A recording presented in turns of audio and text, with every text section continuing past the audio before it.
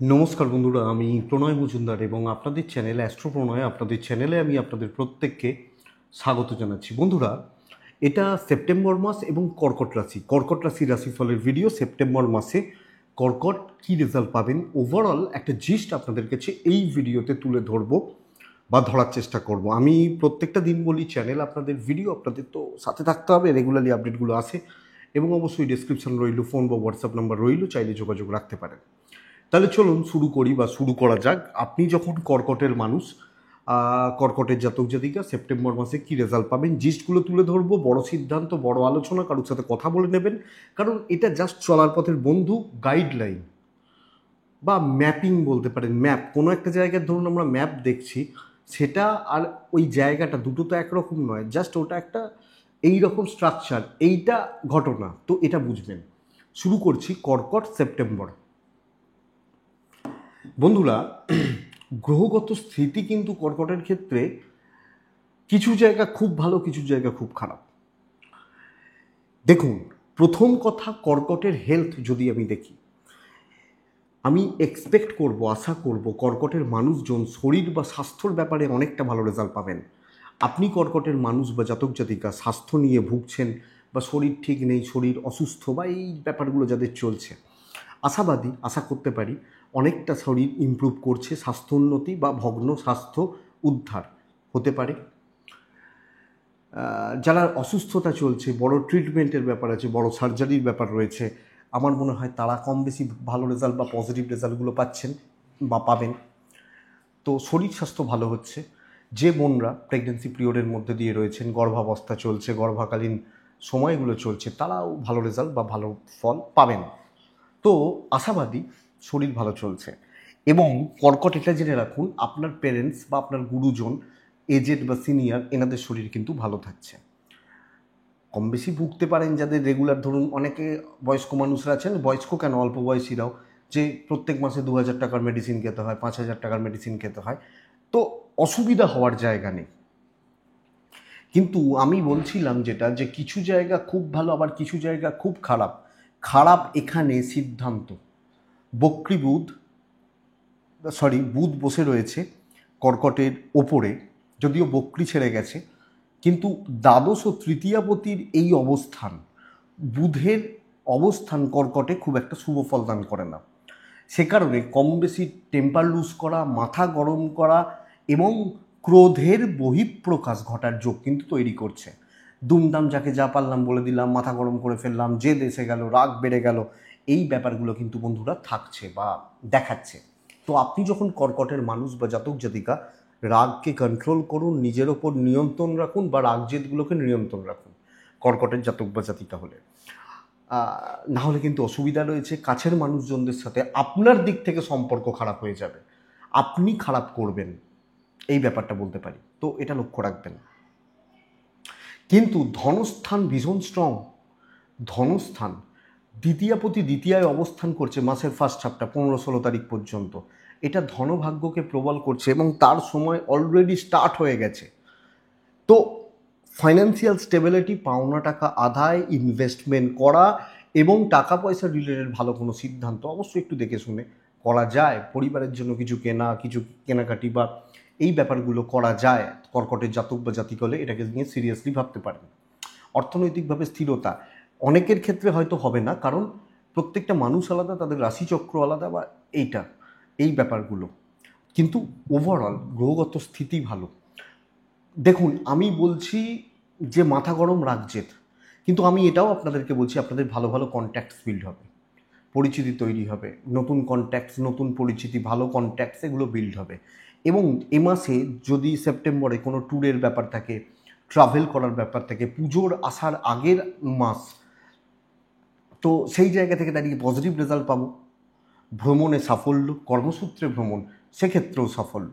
তো এক্সপেক্টেড এটাই কি ভ্রমণে সাফল্য। এবং পুজোর আগের মাস আমাদের বাঙালি পরিবারদের প্রচুর কেনাকাটি করার ব্যাপার থাকে, কিছু দেওয়া নিজেদের কম বেশি, এগুলো ভালো হচ্ছে, তো অসুবিধা নেই। আপনার সামর্থ্য মতো কেনাকাটি এগুলো করতেই পারেন, নো প্রবলেম। বন্ধুরা দেখুন, দৈব পুরোমাত্রায় সাপোর্টে নেই। ভাগ্যভাবস্থ রাহু অবস্থান করছে, তো দৈব রিলেটেড একটা টেনশন থেকেই যাচ্ছে, একটা ভয়, নার্ভাসনেস, কিছু ক্ষেত্রে অ্যাংজাইটি, বিল্ড হওয়ার চান্সেস রয়েছে, এটা খেয়াল রাখবেন।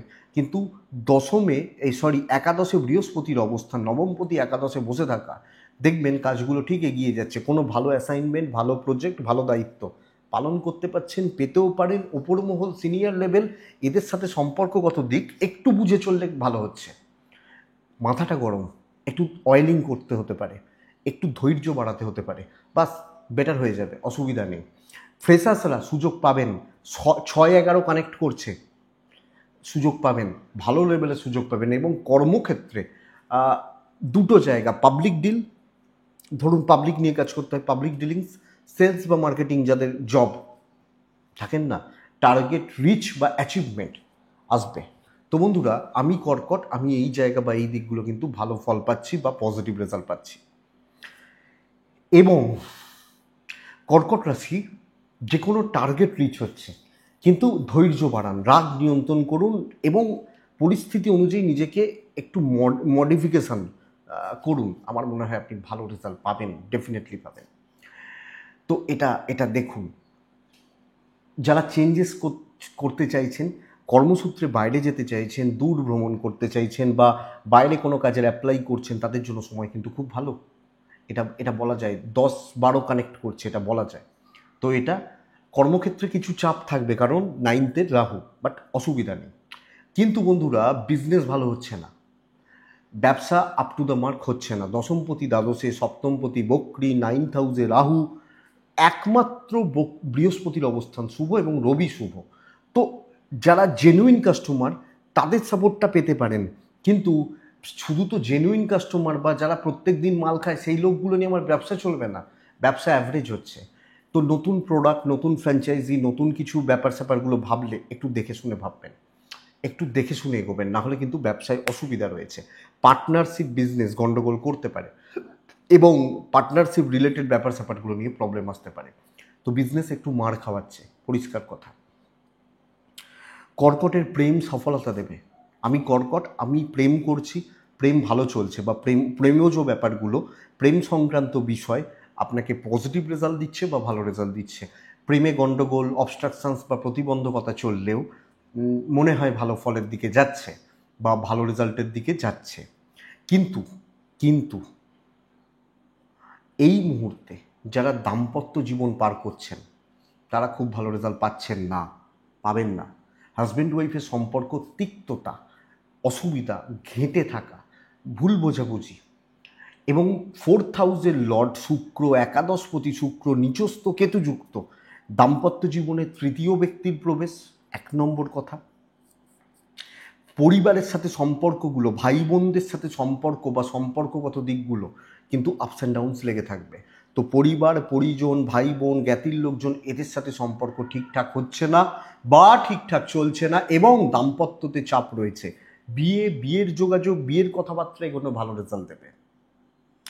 আইন, আদালত, কোর্ট কাছারি, জমি জায়গা সংক্রান্ত প্রবলেম ফরে রেজাল্ট দেবে, আমার ফরে রেজাল্ট দিচ্ছে। কিন্তু দাম্পত্য, পারিবারিক সুখ সমৃদ্ধি, পরিবার রিলেটেড ব্যাপার স্যাপারগুলো ভালো নয়। এখানে আপনাদের একটা কনফিউশন তৈরি করতে পারে। আমি প্রথমে বলেছিলাম যে পরিবারের জন্য কেনাকাটি চলতে পারে, কেনাকাটি আলাদা জিনিস, সম্পর্ক আলাদা জিনিস। তো এই জায়গাটা নজর রাখবেন বা খেয়াল রাখবেন। প্রত্যেকটা, বিশেষত ভাই বোন এবং হাজব্যান্ড ওয়াইফ, গুরুজনদের সাপোর্ট তাও পাবেন, কিন্তু ভাই বোন এবং হাজব্যান্ড ওয়াইফ এই দিক বা এই জায়গাটা লক্ষ্য রাখুন। আবার রিপিট করছি, আইন, আদালত, কোর্ট কাছারি, বন্ধুত্ব, অসুবিধা নেই, বন্ধু বান্ধবী বা সহকর্মী, অসুবিধা নেই, বাট এটা খেয়াল রাখুন। তো এগুলো মোটামুটি জায়গা গেল। আসবো মেন ইম্পর্টেন্ট পার্ট, এডুকেশন কেমন যাবে। এডুকেশন কিন্তু প্রবলেমের হচ্ছে গুরুদের সাপোর্ট পাচ্ছি। চতুর্থ ভাব ড্যামেজ, 9th হাউসের রাহু, অষ্টম ভাব ড্যামেজ হয়ে গেছে। একমাত্র বৃহস্পতি এবং রবি ঠিক জায়গায় বসে রয়েছে। তো এক্ষেত্রে গ্র্যাজুয়েশন বা মাস্টার্স, এই পড়াশোনাগুলো ভালো হতে পারে। কম্পিটিটিভ এক্সামের পড়াশোনাগুলো কিন্তু গন্ডগোল করছে। যারা, দেখুন, চাকরি পাওয়ার যোগ তৈরি করছে আলাদা ব্যাপার, কিন্তু যারা এমবিএতে আজকে ঢুকছে, তারা তো কালকে চাকরি পাচ্ছে না। বা যারা বিসিএ করছে, যারা বিটেক করছে, তারা তো কালকে চাকরি পাচ্ছে না। তো এই পড়াশোনাগুলো কিন্তু আপস অ্যান্ড ডাউনস লেগে রয়েছে, এটা খেয়াল রাখবেন। মাধ্যমিক এইচএস লেভেল একটু সতর্ক থাকতে হবে। এবং যারা পিএইচডি বা রিসার্চ ওয়ার্ক করছেন এনাদের পড়াশোনা আরও বেশি মনোযোগী হতে হবে, কারণ পড়াশোনার জায়গা না হলে প্রবলেম দেবে। হচ্ছে না, পেছিয়ে পড়ছেন, এইটা হতে পারে। অনেকের তুলনায় আপনি একটু পেছন দিকে যাচ্ছেন এই দিক। সো আমি বলতে পারি গ্র্যাজুয়েশন বা মাস্টার্স ঠিক আছে, বাদবাকি লেভেলরা প্রবলেমে রয়েছেন। বিদেশে পড়াশোনা ভালো হচ্ছে। ধরুন আমি কলকাতার ছেলে, আমি হায়দ্রাবাদে পড়াশোনা করছি, আমি কলকাতার ছেলে, আমি ইউপিতে পড়াশোনা করছি, এই ব্যাপারগুলো চলতে পারে। তো এই হচ্ছে ওভারঅল একটা জিস্ট। 3টে নক্ষত্র পার করে কর্কটের ক্ষেত্রে, পুনর্বসু, পুষ্যা এবং অশ্লেষা। পুনর্বসু নক্ষত্র, প্রত্যেকটা সিদ্ধান্ত সিনিয়রদের সাথে আলোচনা করে নিন। প্রত্যেকটা সিদ্ধান্ত গুরুজন, এজেড বা বয়স্ক সিনিয়র এনাদের সাথে আলোচনা করে নেবেন একটু বড় সিদ্ধান্ত হলে। পুষ্যা নক্ষত্র, ঝঞ্ঝাট কিন্তু লেগে থাকবে, ঝঞ্ঝাট বা অশান্তিগুলো কিন্তু লেগে থাকছে। অশ্লেষা যখন আমার নক্ষত্র, মানে আপনার যখন অশ্লেষা নক্ষত্র, আপনি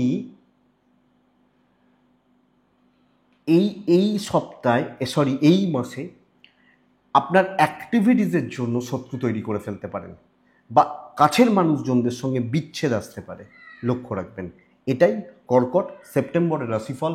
আমি আশা করব ভিডিওটা চলতে গিয়ে 5 থেকে 10%, বেশি নয়, 5 থেকে 10% আপনাকে সাপোর্ট দেবে বা সাপোর্ট করবে। তো বন্ধুরা, এটুকুই থাক। ভালো থাকুন, সুস্থ থাকুন, অবশ্যই শান্তিতে থাকুন। শান্তিতে থাকতেই হবে, শান্তিতে থাকুন।